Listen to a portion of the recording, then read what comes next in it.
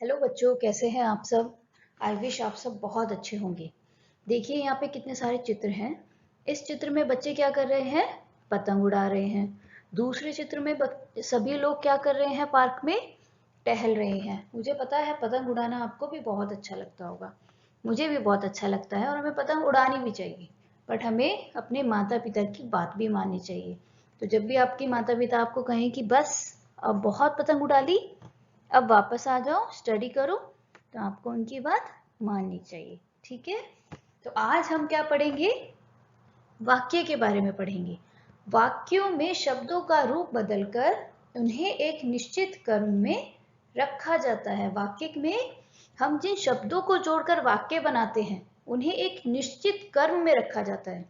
निश्चित क्रम मतलब अगर मैं कहूँ, हम इस चित्र को देखें तो मैंने आपको बताया कि बच्चे पतंग उड़ा रहे हैं। अगर मैं आपसे कहूँ रहे पतंग उड़ा बच्चे, तो आप मेरी बात नहीं समझ पाएंगे। आप कहेंगे मैम आप क्या कह रहे हैं, हम नहीं समझ पा रहे हैं। तो अगर मैं कहूँ बच्चे पतंग उड़ा रहे हैं, तो आप एकदम से मेरी बात को समझ जाएंगे कि बच्चे क्या कर रहे हैं? पतंग उड़ा रहे हैं। तो इसी को क्या कहा गया है यहाँ पे कि शब्दों का रूप बदलकर उन्हें एक निश्चित क्रम में रखा जाता है। ठीक है। वाक्य में प्रयुक्त होने वाले सभी शब्द पद कहलाते हैं। अब ये जो शब्दों को जोड़कर, छोटे छोटे शब्दों को जोड़कर जो आप वाक्य बनाते हो, उन छोटे छोटे शब्दों को हम पद कहते हैं। ठीक है। फिर वाक्य में आने वाले सभी पद को एक निश्चित क्रम में रखा जाता है। दूसरी बात जो आपको ध्यान रखनी है, पदों को आपको एक निश्चित क्रम में रखना है। अगर आगे पीछे होकर आप बात बताएंगे किसी को अपनी, तो वो आपकी बात नहीं समझ पाएंगे। तो आपको एक वाक्य इस प्रकार बनाना है कि आप अपनी बात को ठीक से समझा सके और बहुत आसानी से आप सामने वाला आपकी बात को समझ जाए। ठीक है। चलिए आगे बढ़ते हैं। अब मैं आपको बताती हूँ वाक्य के अंग। वाक्य के दो अंग होते हैं, एक उद्देश्य, दूसरा विधेय। ओके। उद्देश्य क्या होता है? उद्देश्य वाक्य का वह भाग जिसके बारे में उसमें कुछ कहा जाता है, वाक्य का उद्देश्य होता है। जैसे अगर हम एग्जाम्पल कंसिडर करें, जैसे पिताजी अखबार पढ़ रहे हैं, तो इस वाक्य में पिताजी के बारे में बात हो रही है, तो पिताजी इस वाक्य का उद्देश्य कहलाएंगे। ठीक है। ओके। क्योंकि अखबार पढ़ने की बात पिताजी के बारे में कही जा रही है। आप पिताजी के बारे में बता रहे हैं ना, पिताजी क्या कर रहे हैं? अखबार पढ़ रहे हैं। तो जिसके भी बारे में आप कोई बात बता रहे हैं, तो वो चीज, वो क्या होगा? उस वाक्य का उद्देश्य होगा। ठीक है। और विधेय क्या होगा? विधेय वाक्य में उद्देश्य के बारे में जो भी कुछ कहा जाता है वह अंश विषय कहलाता है। अंश विषय मतलब विधेय कहलाता है। ठीक है। अगर मैं यही सेंटेंस दोबारा से आपको बताऊं, पिताजी अखबार पढ़ रहे हैं, तो पिताजी तो क्या हुए इसमें? उद्देश्य।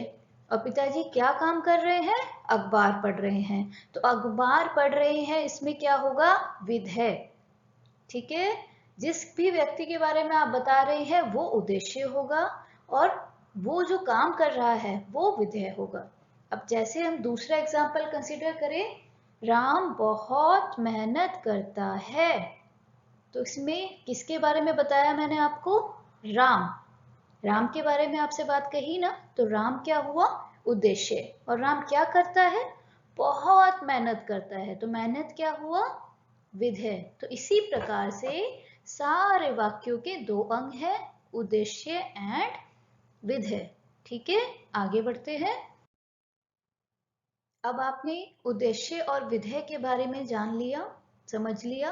अब आप वाक्य किसे कहते हैं इसकी परिभाषा को समझने की कोशिश कीजिए। उद्देश्य तथा विधेय से बनी भाषा की वह रचना जिसके माध्यम से वक्ता अपने भावों और विचारों को व्यक्त करता है, वाक्य कहलाती है। उद्देश्य और विधेय आपको पता लग गए क्या होते हैं। भाषा की मैं अगर बात करूं, अभी हम किस भाषा को पढ़ रहे हैं? हिंदी भाषा को पढ़ रहे हैं। ठीक है। जिसके माध्यम से वक्ता, वक्ता मतलब मैं, आप, हम सब लोग, सभी पर्सन जो आपस में बातचीत करते हैं उसको वक्ता कहा गया है। ठीक है, अपने भावों और विचारों को व्यक्त करते हैं। हम क्या करते हैं जब आपस में एक दूसरे से बात करते हैं? तो अपने भाव और विचार व्यक्त करते हैं। भाव मतलब आज तो बहुत ठंडा है, मुझे बहुत सर्दी लग रही है। तो ये सेंटेंस में क्या हुआ, आपने अपने भाव बताए, फीलिंग्स को बताया कि मुझे बहुत ठंडा लग रहा है, आज ठंडा मौसम है। ठीक है, तो इस तरह से जब हम अपनी बात को, अपने विचार को रखते हैं, वही चीज आपकी क्या है, वाक्य है। आप जो बातचीत कर रहे हैं, एक दूसरे से बता रहे हैं, किसी को कुछ, अपनी मैडम से आप कुछ पूछ रहे हैं, ये सभी चीज क्या है, वाक्य है। ठीक है, अगर आप चित्र देखें तो उस लड़की को क्या लगी है, यहाँ पे बहुत भूख लगी है, मुझे भूख लगी है इसलिए खाना चाहिए। तो ये भी क्या हुआ, वाक्य हुआ, क्योंकि उसको भूख लगी है, ये अपने विचार व्यक्त कर रही है। ठीक है, इसी तरह आप भी अपने पूरे विचार आज व्यक्त करें, बताएं आपको कैसा लग रहा है, आज का दिन आपका कैसा रहा। जब आप घर जाएंगे बात कीजिए अपने माता से, पिताजी से, बताइए आज मैंने स्कूल में ये सीखा। तो आप भी इस तरह से अपनी बात को व्यक्त कर सकते हैं, बता सकते हैं, और बेटर तरीके से बताने की कोशिश कीजिए, क्योंकि आप इसमें क्या जान रहे हैं कि वाक्य के अंग क्या है, वाक्य किसे कहते हैं। ठीक है, चलिए आगे बढ़ते हैं। अब यहाँ पर मैंने कुछ वाक्य लिखे हैं जिनमें से आपको उद्देश्य छांटकर बताने हैं। ठीक है, पहला वाक्य है कमीज फट गई। किसके बारे में बात हो रही है, कमीज के बारे में, तो उद्देश्य क्या होगा, कमीज। ठीक है, दूसरा देखते हैं, लोग फिल्म देख रहे हैं। किसके बारे में बात कर रहे हैं हम, लोग फिल्म देख रहे हैं, लोगों के बारे में, तो उद्देश्य क्या होगा, लोग। मेरे बड़े भाई साहब लंदन में रहते हैं। किसके बारे में बताया गया है, बड़े भाई साहब के बारे में। ठीक है, तो उद्देश्य क्या होगा, बड़े भाई साहब। ओके, क्योंकि उद्देश्य क्या होता है, जिसके बारे में बात की जा रही होती है वो आपका उद्देश्य होता है वाक्य में। ओके, नेक्स्ट नेक्स्ट चित्र देखें अगर हम, पिताजी मंदिर गए हैं। किसके बारे में बात हुई, पिताजी के बारे में। पिताजी क्या कहलाए आपका, उद्देश्य। ठीक है, अगले चित्र पर आते हैं, मेरे दोस्त का नाम मुकेश है। किसके बारे में बताया, दोस्त के बारे में, तो दोस्त आपका इस वाक्य में क्या हुआ, उद्देश्य। आगे बढ़ते हैं, नीचे दिए गए शब्दों को सही क्रम में लिखकर वाक्य बनाइए। यहाँ पर कुछ वाक्य लिखे हैं जो ठीक तरह से नहीं बने हैं, उनके शब्दों को आपको सही क्रम में लगाकर एक उचित वाक्य बनाना है। ठीक है, अब जैसे पहला वाक्य है, हूं मैं जाता सुबह स्कूल। इस वाक्य में आपको पद को सही क्रम में लगाना है। पद मतलब शब्द, पद और शब्द दोनों एक ही बात है। शब्दों को आपको सही क्रम में लगाकर वाक्य बनाना है। क्या वाक्य बनेगा, मैं सुबह स्कूल जाता हूं। ठीक है, दूसरा वाक्य, दहाड़ शेर पिंजरे में रहा था। अगर हम शब्दों को सही क्रम में लगाएं तो क्या वाक्य बनेगा, शेर पिंजरे में दहाड़ रहा था। ठीक है, तीसरा वाक्य, बारिश आज आएगी नहीं। सही शब्दों को क्रम में लगाएं तो आज बारिश नहीं आएगी। ठीक है, आगे बढ़ते हैं।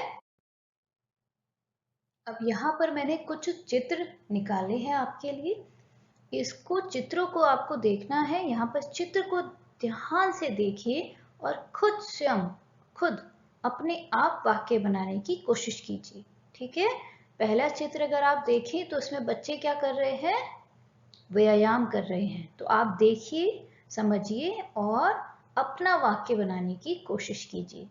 मैंने जो वाक्य बनाया है वो, व्यायाम स्वास्थ्य के लिए अच्छा होता है। ठीक है, दूसरा चित्र देखिए, इसमें क्या है, टाइगर। टाइगर को हिंदी में क्या कहते हैं, बाघ। ठीक है, अब बाघ से आप सोचकर अपना वाक्य बनाने की कोशिश कीजिए।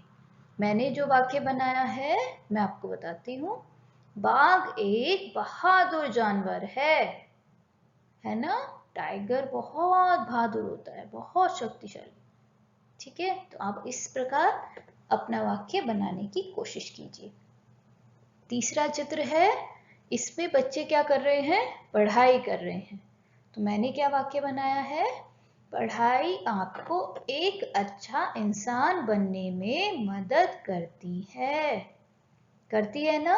अगर आप अच्छे से पढ़ाई करेंगे, खूब मन लगाकर स्टडीज करेंगे, तो आप एक अच्छा इंसान बनेंगे। कैसे बनेंगे, क्योंकि पढ़ाई करने से हमारे मस्तिष्क का विकास होता है। और जब मस्तिष्क का विकास होता है, मस्तिष्क मतलब माइंड, जब आपका माइंड डेवलप्ड होता है, अच्छा माइंड बनता है, तो आपकी सोचने की, समझने की शक्ति बढ़ती है।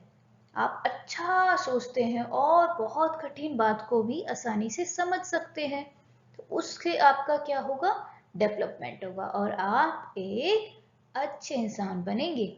और आप जब अच्छे इंसान बनेंगे तो आपके मम्मी पापा को भी आप पर बहुत प्राउड होगा। ओके, पढ़ते रहिए, मन लगाकर पढ़िए और खुश रहिए। ठीक है, धन्यवाद।